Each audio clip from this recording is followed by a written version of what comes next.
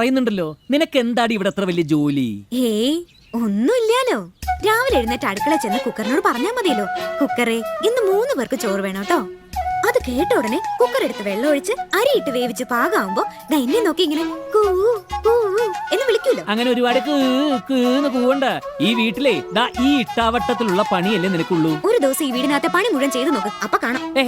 എന്തിനു ഒരു ദിവസം ആക്കുന്നത്? 365 ദിവസം ഇവിടുത്തെ പണി മുഴുവൻ ഞാൻ നോക്കാം. പകരം നീ പുറത്തു പോയിട്ട് ഞമ്മിനുള്ള വക സമ്പാദിച്ചു കൊണ്ടുവരുവോ? എന്തേ ഉത്തരം മുട്ടിപ്പോയോ? ദേ ഈ ഷർട്ടും പാൻറ്റും നോക്കി, ചുളിവ് മാറിയിട്ട് നോക്ക്. ഇതിനേക്കാ ചുളിഞ്ഞതാണ് അലമാരിക്ക് അകത്തിരിക്കുന്നത്. അതുകൊണ്ട് ഈ വീട്ടിലെ ഭാരിച്ച ജോലികൾ മുഴുവൻ തീരുമ്പോ എന്റെ മോള തുണികളൊക്കെ ഒന്നുകൂടി എടുത്ത് വെച്ചങ്ങ് തേക്ക്. അതും കൂടി പറയാനിപ്പോ വിളിപ്പിച്ചത്.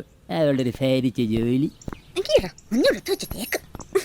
ആ എന്തായിരുന്നു ഇന്നത്തെ മേളത്തിന്റെ കാരണം? നിനക്ക് ഇറങ്ങാറായില്ലേ? ഓട്ടോ വരാൻ സമയമായിട്ടില്ല. അമ്മേ, ഞാൻ ഒരു കാര്യം ചോദിച്ചു കഴിഞ്ഞാൽ അമ്മ സമ്മതിക്കുവോ? അച്ഛനെ ഞാൻ സമ്മതിപ്പിച്ചോളാം. എന്താ കാര്യം?